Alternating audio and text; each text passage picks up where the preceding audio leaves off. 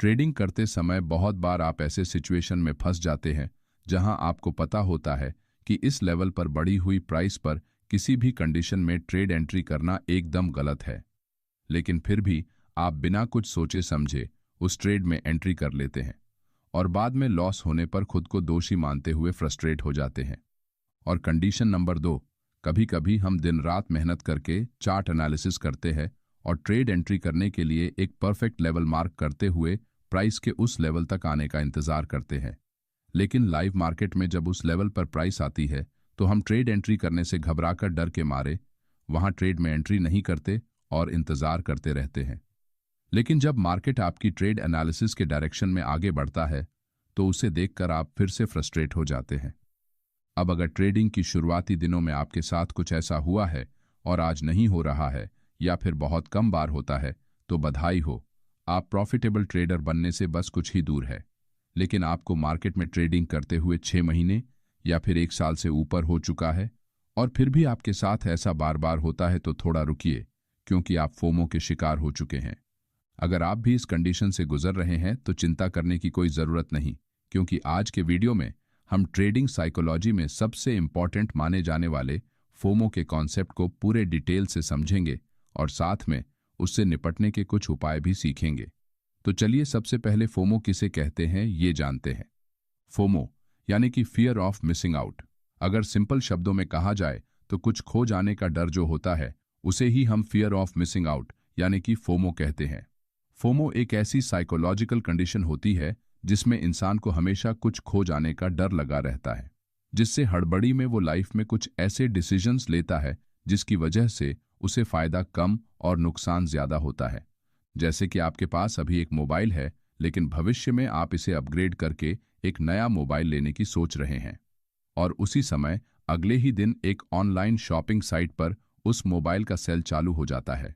लेकिन अभी आपके पास उतने पैसे नहीं हैं कि आप उस मोबाइल को खरीद सके। हालांकि उस सेल में आपके मन में जो मोबाइल है उसकी कीमत थोड़ी कम हो चुकी है, लेकिन अभी भी ये कीमत आपके बजट से बाहर है, इसलिए आप उसे खरीदने का मन बदल देते हैं।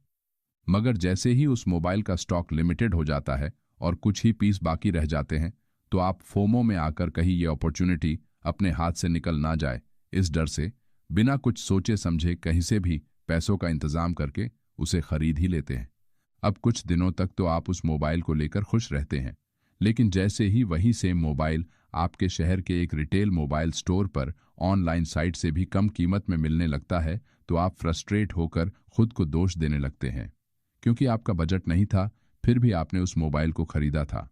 अब पछताने के अलावा आपके पास और कोई रास्ता नहीं होता।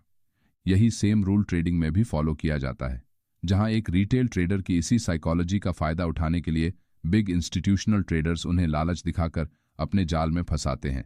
और ना चाहते हुए भी रिटेल ट्रेडर्स अपना नुकसान करवा लेते हैं, जिससे वो इंपल्सिव एंड इमोशनल डिसीजंस लेता है और जबरन बिना किसी रिसर्च और प्लानिंग के दिन भर इधर उधर ट्रेड अपॉर्चुनिटीज को खोजने की कोशिश करता रहता है, जिससे ओवर ट्रेडिंग का वो शिकार बनता जाता है। लेकिन ये फोमो हमारे मन में पैदा कैसे होता है?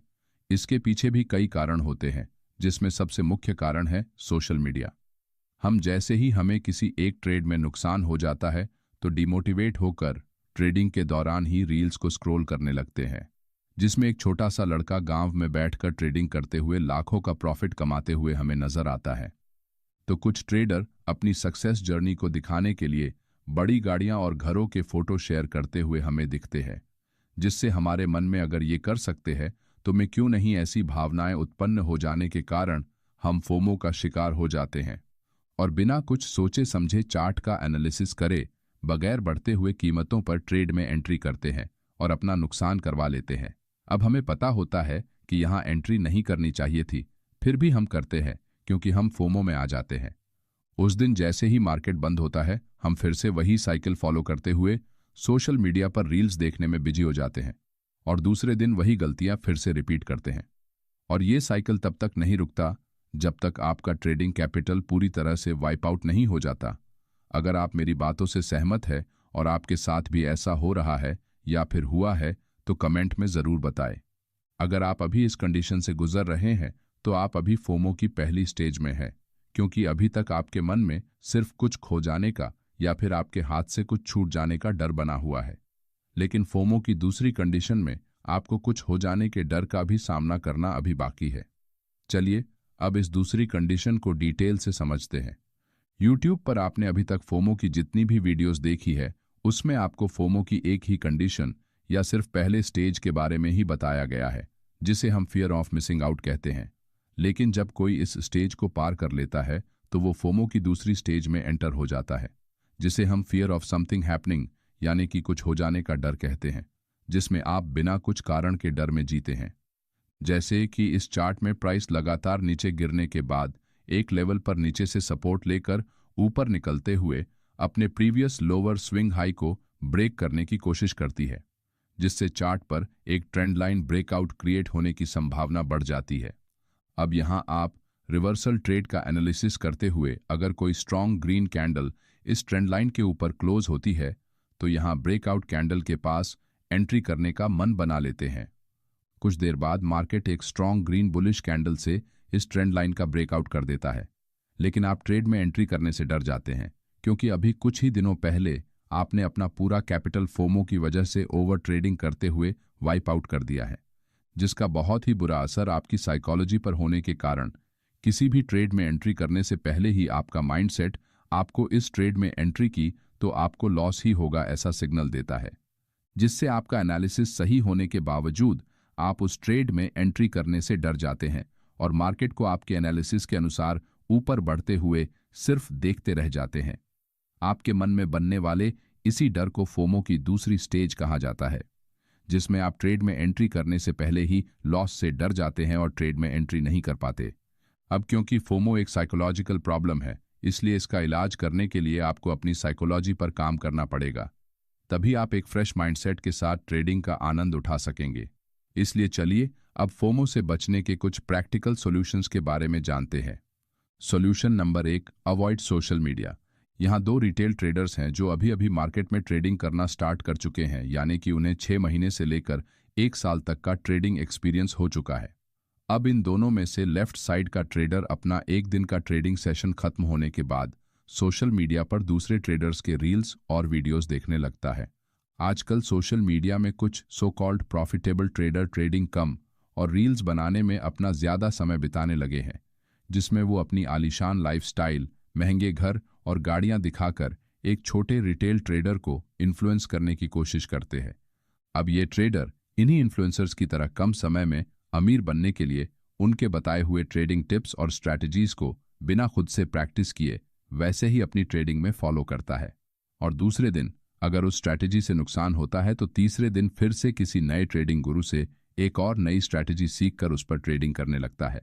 अब यह साइकिल वो तब तक दोहराता है जब तक वो पूरी तरह से अपने कैपिटल को नहीं गंवा देता।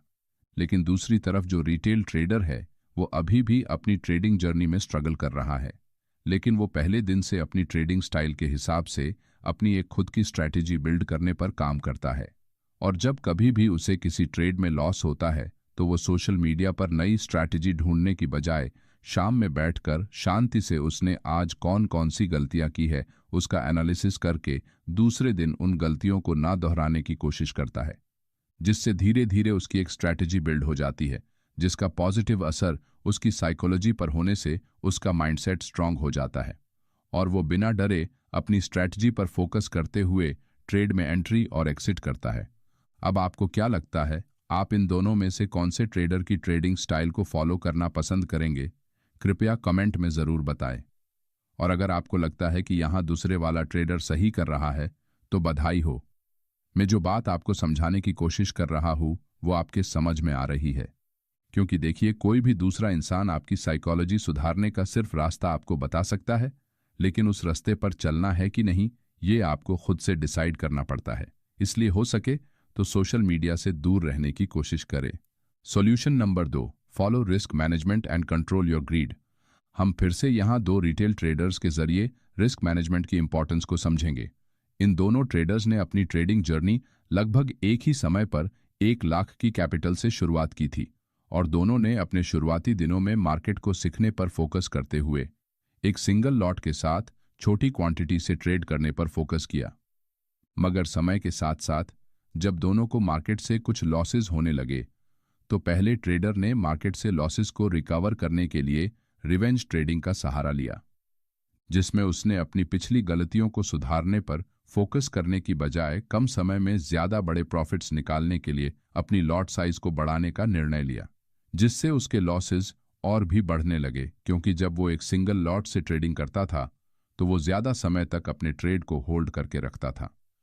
मगर जैसे ही उसने अपना लॉट साइज बढ़ाया तो उसका माइंडसेट स्क्रीन पर छोटे प्रॉफिट को देखते ही उसे उस पोजीशन से बाहर निकालने पर मजबूर करने लगा,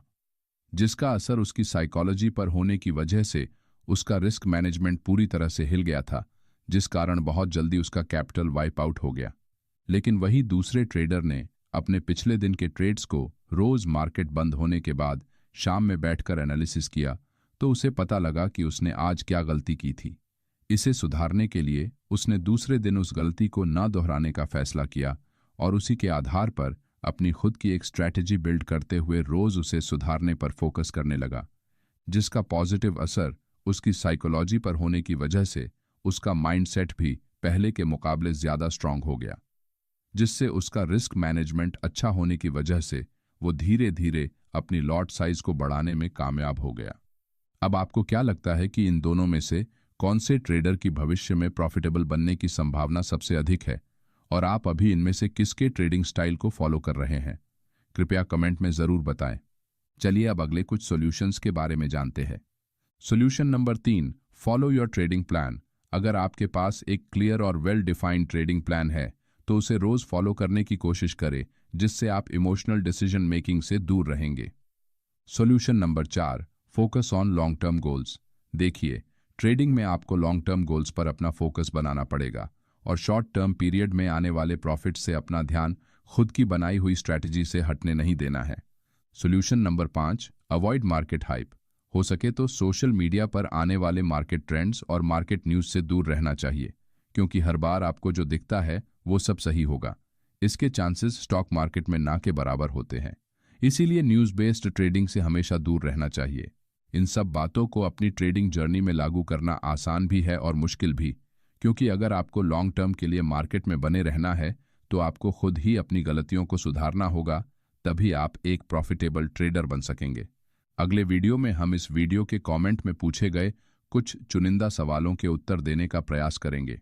इसीलिए स्टॉक मार्केट से रिलेटेड आपके जो भी सवाल है उन्हें कमेंट में पूछना ना भूलें। धन्यवाद।